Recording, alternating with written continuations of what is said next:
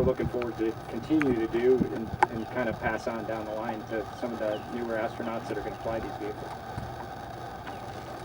I would just maybe describe every one of these events that you describe as a special one that we're getting back into as we try again to get astronauts flying again off the Florida coast is one that we look at and try to understand what opportunities there are to learn from it.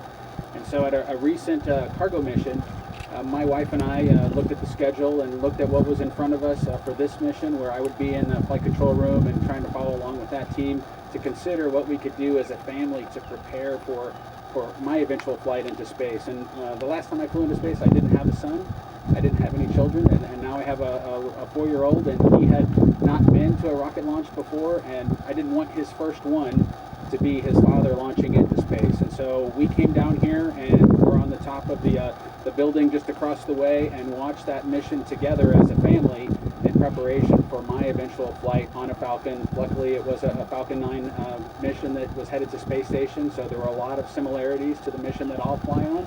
And so each one of these opportunities we look at very carefully, at least I do with my spouse as a family, to see, hey, what can we take away from it technically, which is what I'm going to do here for the demo mission number 1. What could we take away from it from a family? You know, we had to have the discussion, should I wake my son up in the middle of the night tonight to try to get him to watch this rocket launch? He's kind of grumpy when you wake him up, and so it's a trade-off case, right? So I got to make that decision. And so having seen this mission, we get to maybe not wake him up in the middle of the night this time around. So. One more question. Hi, Irene Klotz with Aviation Week. Maybe for Doug, if you could put your old crew cadre hat on for a second.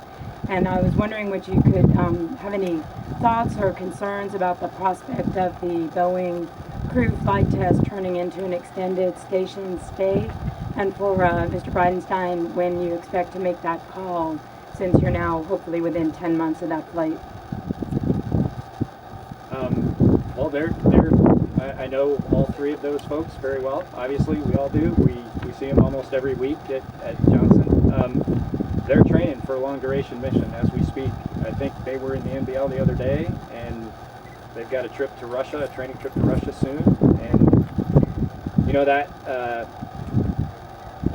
you can think a lot about whether a full long-duration mission is what will happen, or it'll be kind of maybe a few months. It just kind of depends, but they'll be ready for it. I think going into this, even before we were selected for those missions, they knew that the Boeing flight might be a longer flight than potentially the SpaceX flight. So I think they're fine.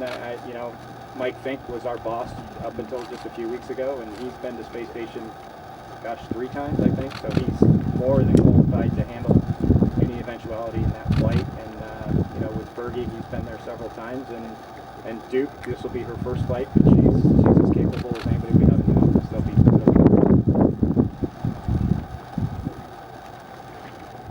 I would just say that as it gets closer, we're going to be able to assess what the needs are, and we'll make determinations based on what those needs are. What Victor talked about earlier, as far as a step-by-step approach, there's no reason to prejudge what is necessary. And I don't have a timeline for you at this time. I know that's probably not the answer you wanted to receive, but at the end of the day, we're going to have specific requirements in order to do what we need to do on the International Space Station.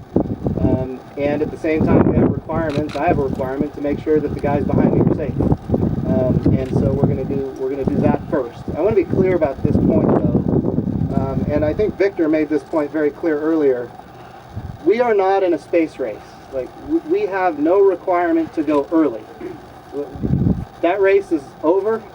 We went to the moon and we won. It's done. Now we're in a position where we can take our time and make sure we get it right. That's the goal here. Make sure we get it right. And that's what we intend to do. Thanks. Thank you.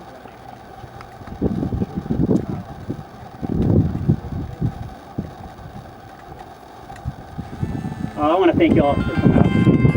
This is an absolutely exciting time for NASA, for the Kennedy Space Center, for human spaceflight for our nation. And this is an awesome group back here. These guys are awful humble, but they work worked really hard to be prepared for what's coming up now. And I got to admit, I really envy you. I told them walking out I'd trade places with them, and they said, not on your life. You know, that's it. So I hope you all enjoy the launch tonight. It's going to be fantastic. Last I checked, everything's on track. The weather's still looking good. So go Dragon, go Falcon. Thank you. All right.